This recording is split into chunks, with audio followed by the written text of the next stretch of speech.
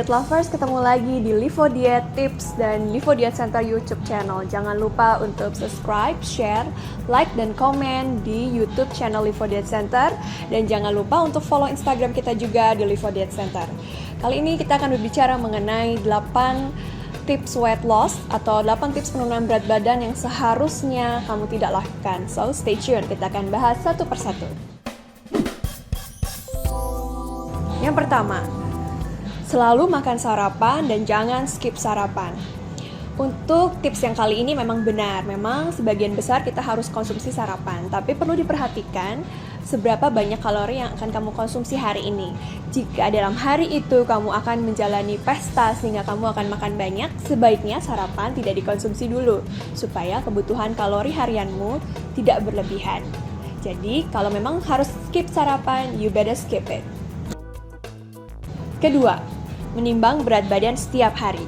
Faktanya, kamu harus menimbang berat badan setiap hari jika kamu mengalami kenaikan berat badan atau penurunan berat badan secara drastis.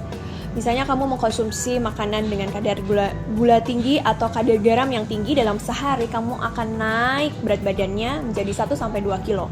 Atau jika kamu kemarin mengkonsumsi makanan pedas sehingga keesokan harinya kamu akan diare dan kamu akan kehilangan kurang lebih 1-2 kg karena BAB-mu keluar berlebihan.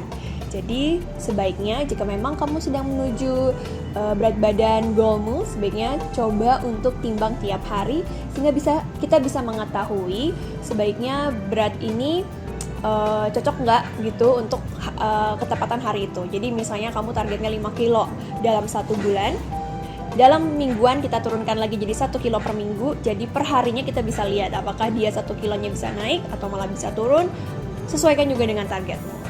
Yang ketiga, meminum jus detox. Pada kenyataannya jus detox memang banyak dikonsumsi untuk teman-teman atau diet lovers yang sedang menurunkan berat badan.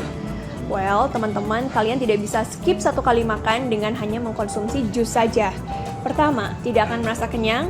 Yang kedua, konsumsi seratmu tidak akan tercukupi dengan baik karena semua jus itu atau smoothies itu biasanya sudah di blender sehingga pencernaanmu akan manja, tidak akan mengeluarkan hormon atau enzim yang diperlukan.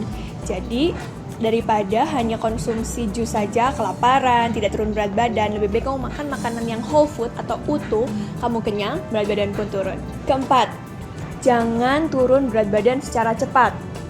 Well, teman-teman atau diet lovers, kenyataannya beberapa teman kita mungkin akan turun berat badan lebih cepat daripada kamu. Kenapa? Mungkin berat badan mereka lebih banyak, misalnya dari 80-an mau turun ke 60-an.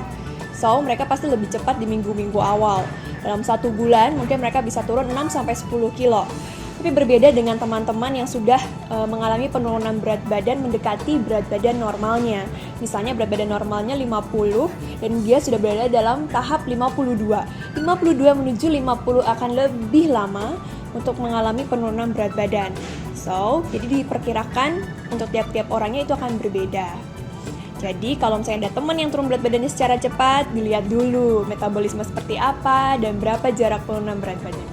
5. Fokus ke olahraga kardio. Tidak ada yang salah dari olahraga, yang perlu kamu perhatikan adalah ketika kamu berolahraga, seimbangkan olahraganya. Untuk mengalami penurunan berat badan yang drastis, cardio workout atau olahraga kardio itu sangat diperlukan, tapi perlu ditambah dengan weight training atau angkat beban. Sehingga ketika tubuh mengalami penurunan berat badan yang banyak, ototmu tidak akan terlalu banyak terbuang. Kamu bisa mengadakan atau melakukan latihan angkat beban sehingga otot-ototmu juga terjaga dan malah terbentuk lebih baik lagi. Jadi seimbangkan ya olahraganya, kardio dan juga weightlifting atau angkat beban. 6. Menghindari lemak. Sebagian besar dari kita yang ingin menaikkan atau menurunkan berat badan sangat menjauhi lemak. Well, diet lovers, sebetulnya lemak sangat dibutuhkan untuk kita untuk merasakan kenyang atau lebih full, atau bahkan membantu kita juga untuk metabolisme tubuh sehingga pembakaran akan lebih cepat. Lakukan penambahan lemak yang cukup atau moderate pada jenis-jenis makanan Anda, misalnya dalam salad, masukkan alpukat, bisa masukkan minyak canola atau minyak zaitun sehingga rasanya pun lebih kenyang, kamu pun bisa makan lebih enak dan dalam diet pun tidak harus kelaparan. 7. Makan setiap 2-3 jam. Diet lovers, kalau misalnya kamu punya kebiasaan makan hanya sekali atau 2 kali, well, kita sebagai konsultan nutrisi, kita tidak harus menyarankan kamu makan 5-6 kali per hari hanya untuk meningkatkan metabolisme. Kami yang menyesuaikan jenis makanan dan frekuensi makannya seperti yang kamu sudah lakukan. Dengan hal itu, kamu juga tidak akan merasa terbeban mengalami perubahan pola makan yang drastis. Diet atau program yang kamu jalani akan sesuai dengan kebutuhanmu. Jadi kamu makan 2, 3, 5, atau 6, itu tergantung dari kebiasaan kamu. 8. Fokus ke kalori intake atau kalori yang dimasukkan. Diet lovers jangan terlalu stigmatis atau terlalu takut untuk mengkonsumsi apapun tanpa memikirkan apapun yang keluar. Kamu bisa menjaga terus makananmu, tapi kamu nggak olahraga, kamu nggak melakukan aktivitas yang aktif, percuma, karena yang dibutuhkan oleh tubuh tidak hanya in and out, tapi juga bagaimana makanan itu di metabolisme dalam tubuh. So, 8 tadi merupakan tips yang sering diberikan oleh ahli-ahli nutrisi, tapi kenyataannya mungkin tidak sesuai dengan kamu. Stay tune terus di YouTube Livo Diet Center, dapatkan semua tips-tips kesehatan, juga tips-tips diet yang sangat bermanfaat. Jangan lupa subscribe, like, komen, dan share di channel kita. I'll see you, bye-bye.